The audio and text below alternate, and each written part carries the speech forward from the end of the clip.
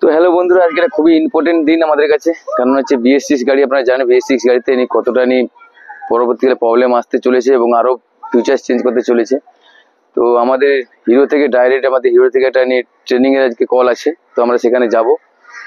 তো আপনার ট্রেনিংটা কিন্তু খুবই দরকার, কারণ হচ্ছে BS6 রিলেটেড কত কিছু জানবে। যদি আপনার সেন্সার রিলেটেড যদি জানকারি থাকে, বুঝার থাকে কিভাবে খারাপ হয়, সেগুলো যদি আপনি না জানতে পারেন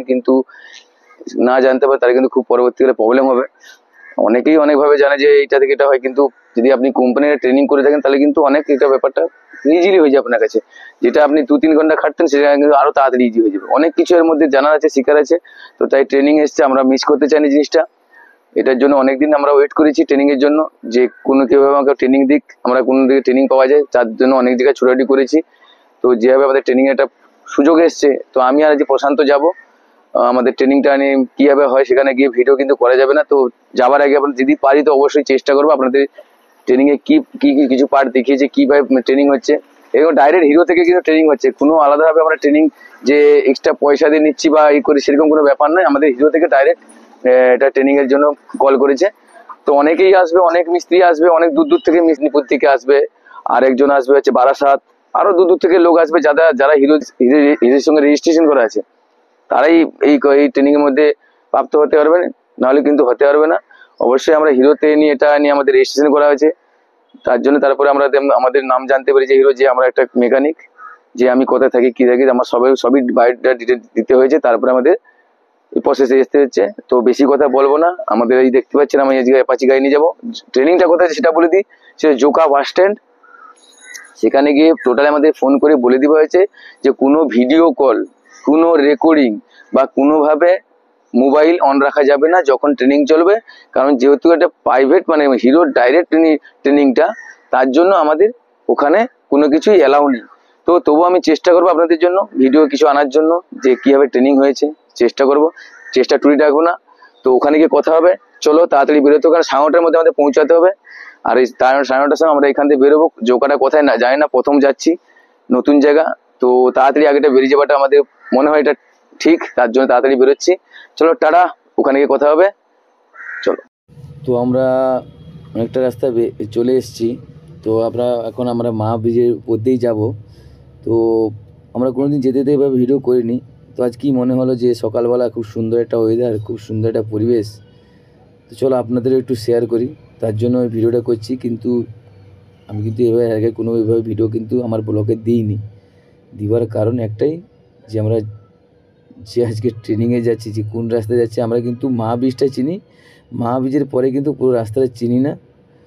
তো তাই একটু ভিডিওটা করে রাখছি, এবং যেতে যেতে অবশ্যই খুব একটু ভালো লাগবে। সকাল থেকে কিছু যেতে যেতে কথা বলবো। তো আমরা অলরেডি মা ব্রিজের উপরে চলে এসেছি, যেমন আমরা দেখতে পাচ্ছি এটা মা ব্রিজ। আর সামনে একটা ITC হোটেল, এত সুন্দর একটা দেখুন কত সুন্দর ITC হোটেলটা, দেখতে কত সুন্দর লাগছে। তো তাই যেতে যেতে রাস্তার মধ্যে ভিডিও করছি। তো প্রথমবার আমার এই ব্লকে এই রাস্তার মধ্যে গাড়ি চালানো কোনো ভিডিও দিচ্ছি। অবশ্যই আপনাদের কেমন লাগলো অবশ্যই জানাবেন। আর ট্রেনিংটা খুবই ইম্পর্টেন্ট, যে আমাদের খুবই তাড়াতাড়ি বেরোতে। সকাল সকাল ঠান্ডার মধ্যে গাড়ি চালাচ্ছি, খুব হাত পা পুরো ঠান্ডা হয়ে আসছে, এত ঠান্ডা। জ্যাকেট পরেছি দেখুন, তারপরেও কিন্তু ঠান্ডা হাওয়াটা আসছে, কারণ মা ব্রিজটা অনেকটা উঁচু, তার মধ্যে হাওয়াটা চলছে। আর বাইক নিয়ে যাচ্ছি, প্রচুর হাওয়ার জন্য প্রচুর ঠান্ডা লাগছে। তো ভিডিওটা আপনারা দেখতে থাকুন, আর সামনে একটা খুবই একটা কী ব্যাপার হয়েছে, একজন মানুষ রাস্তার মধ্যে ফেসে গিয়েছিল।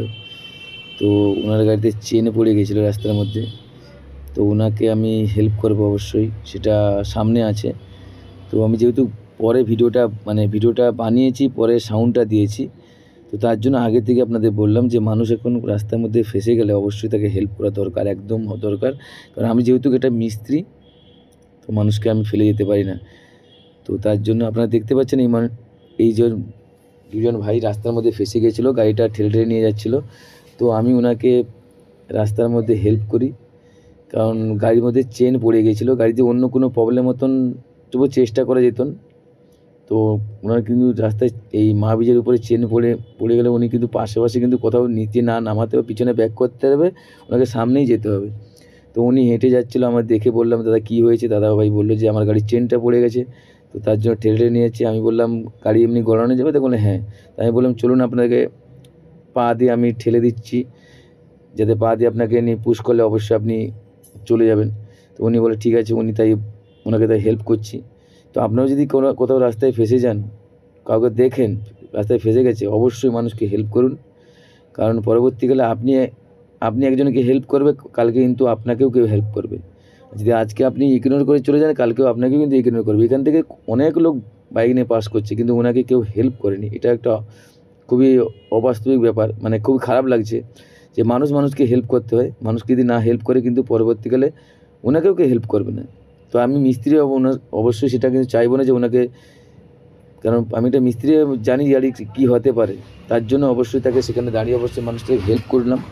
তো আপনাদের আমি হেল্প করলাম, কেমন লাগছে যে হেল্প করছি মানুষটাকে, সেটা আপনারা অবশ্যই কমেন্ট করে জানাবেন। মানুষকে এভাবে হেল্প করাটা দরকার আছে কি নেই অবশ্যই আমাকে জানাবেন। আপনারা কারা কারা হেল্প করেছেন সেটাও অবশ্যই কমেন্ট করবেন।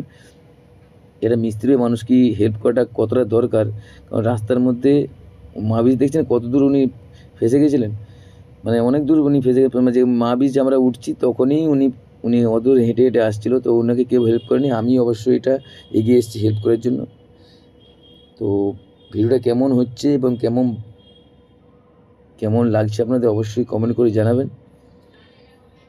তো চলুন, আপনাদের দাদাভাইকে যখন কমপ্লিট ঠেলে একদম মা ব্রিজের সামনেটা যেখানে নামছে সেখানে পর্যন্ত এনতে দাদা খুব খুশি হয়েছে। দাদা হাসি মুখটা আমি দেখে খুব খুশি হলাম, কারণ ওনাকে কেউ হেল্প করছিল না। তো সেই জন্য ভালো লাগে, মানুষেরও হেল্প করলে আমারও খুব ভালো। মানুষের হেল্প করতে দেখবে, হেল্প করবেন খুব একটা আলাদা ফিলিং আসবে যে মানুষের হেল্প করছি, মানুষটা যখন খুশি হবে, একটা ধন্যবাদ বা থ্যাংক ইউ দেবে না, অবশ্যই সেটা খুব ভালো লাগে। আর সেটা সব মানুষেরই করা উচিত, যে মানুষকে হেল্প করাটা। না হেল্প করলে পরবর্তীকালে আপনিও কিন্তু রাস্তায় ফাঁসবে, তখন কিন্তু আপনাকে কেউ দেখবে না। তো চলে এলাম, চলুন দাদাকে আমি এখন পৌঁছে দিলাম। আমরা এখন বেরিয়ে যাব আমরা ট্রেনিংয়ের রাস্তাতে। আমরা এখন সোজা এখন ট্রেনিং সেন্টারে গিয়ে আপনার সঙ্গে কথা বলবো। তো ফাইনালি পৌঁছে গেলাম আমরা হিরোর ট্রেনিং সেন্টারে। তো আমরা অবশ্যই যাব সেখানে, আগে আমরা এন্ট্রি করে নিয়েছি। তো ভিডিও করা যেহেতু এখানে নিষেধ আছে সিকিউরিটি পারপাসের জন্য, তো তাই আপনাদের দেখাচ্ছি যে আমরা এখন ট্রেনিংয়ের রুমে যাব। তো এইটুকুন ভিডিও, পরের ভিডিও দেখা হচ্ছে। ভিডিও যদি ভালো লেগে থাকে অবশ্যই লাইক কমেন্ট শেয়ার করবেন। আর কিছু নলেজ যে নিয়ে এসেছি অবশ্যই পরবর্তীকালে আপনাদের গাড়ির সঙ্গে শেয়ার করব। তো চলো, পরের ভিডিও দেখা হচ্ছে। Tata, bye bye.